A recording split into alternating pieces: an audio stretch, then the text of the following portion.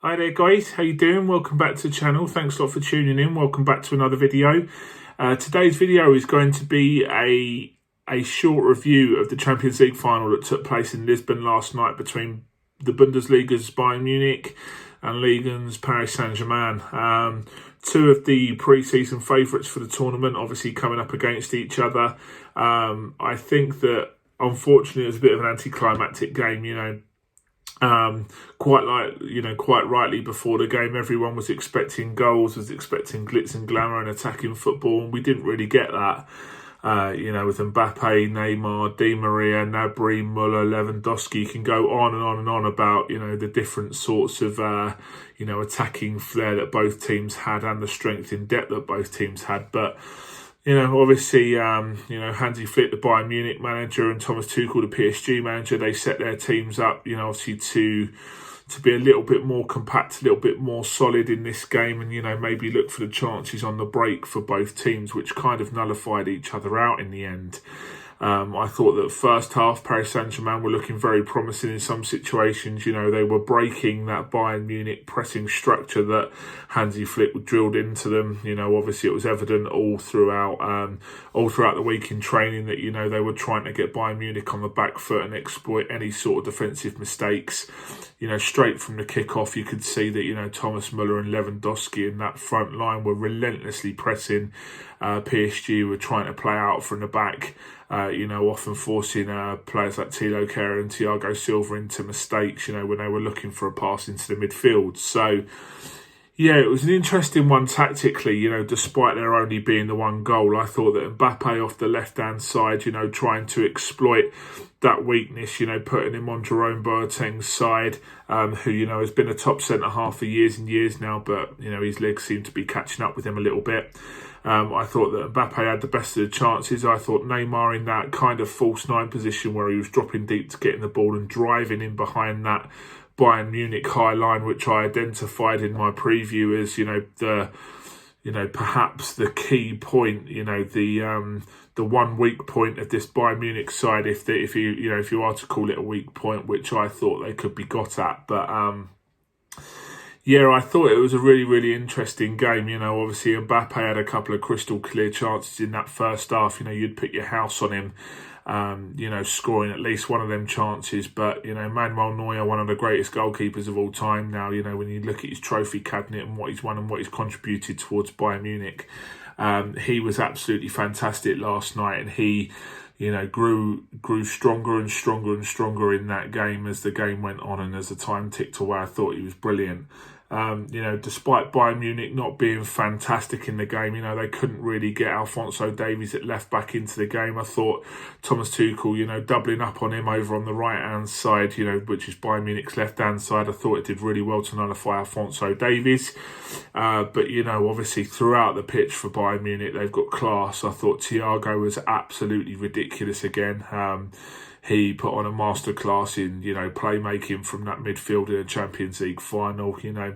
I don't know if any of you have seen the Barcelona documentary, Take the Ball, Pass the Ball, in which, a lot of the Barcelona players in that Guardiola era were talking about how you have to constantly be moving and passing to make space and open the game up. Well, you just need to see Thiago's performance last night to, realise just what an unbelievable player he is. I thought he was fantastic. I thought Joshua Kimich is probably one of the best midfielders in world football right now. He's probably the best all-rounder, in my opinion, that there is playing the game.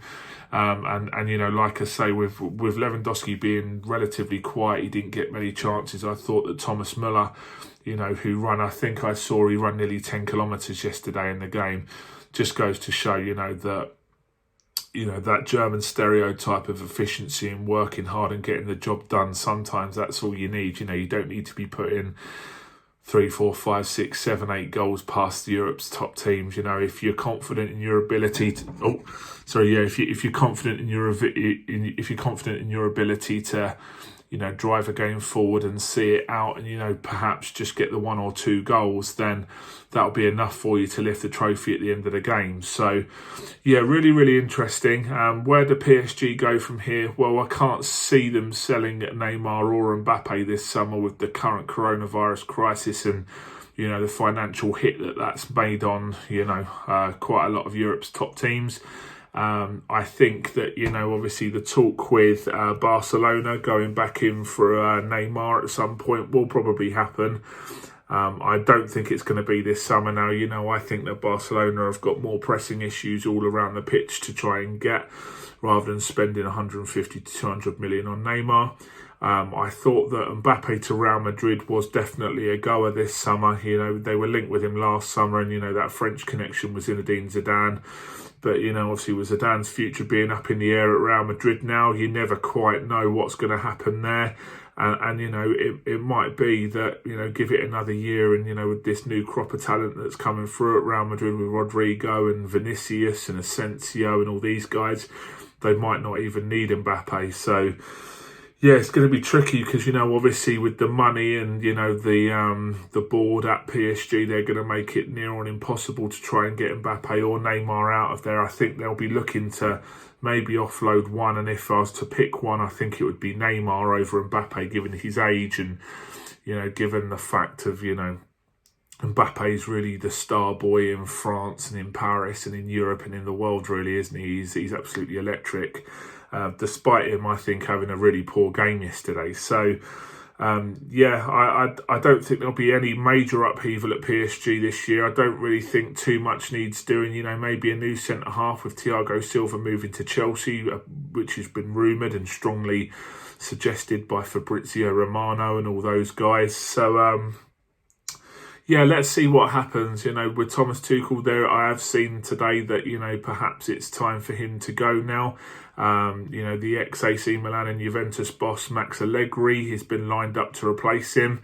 But it's a difficult one with the managerial situation at PSG, because you're going to win Ligue 1 every year. You know, you're probably going to win one or both of the cups. I think the French League Cup is being abolished now, isn't it? But they've just got such a stranglehold on the domestic standings in France that the only real way you can make an impact as a manager at that club is by promoting youth through the youth academy and not doing it with, you know, billions and billions, or by winning the European Cup. And only one team wins the European Cup every year, and, you know, this was probably their best chance of doing it with a one-off shot at it. So let's see what happens. You know, obviously with, you know, like I say, the transfer market around Europe, most teams might not be strengthening as much as we can, you know, as much as they hoped. So maybe if they can keep Mbappe at Neymar, they might have one serious shot left at it next season before, you know, Europe's big boys go again. But yeah, for Bayern Munich,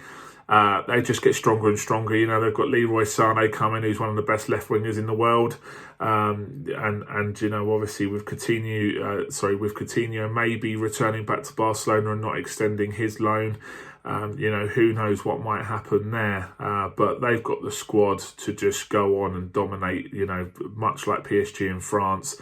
Can't really see anyone really pushing them in Germany. Maybe Leipzig, maybe Dortmund, but, you know, Dortmund under Lucien Favre, I don't really rate, to be honest. I don't think they've got it in them to go the whole term, you know, as Bundesliga title contenders. But yeah, let's see what happens. You know, obviously, Premier League starts back up. When is it? The 12th of September, I think it is, isn't it? So you've only got 3 or 4 weeks of downtime. I think that, you know, despite the Bundesliga only being a week or two away from a restart and Ligue 1 already restarting, I think that by law you have to have, I think it's 30 days of rest or 21 days of rest, I think UEFA and FIFA have said. So, you know, the first few game weeks of PSG are going to obviously be, you know, postponed until a later date. But yeah, it's all firing back up again, isn't it? You know, all around Europe. You know, there was only a brief respite, but really looking forward to football coming back. So yeah, let me know what you think about the Champions League final result, of the performance of Bayern Munich, and, you know, Neymar and Mbappe not getting PSG over the line to the promised land.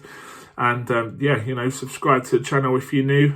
Follow me on Instagram, it's East Terrace Football, or follow me on Twitter at East Terrace 0. And until next time, thanks a lot for tuning in, and I'll speak to you soon. Thanks a lot, guys.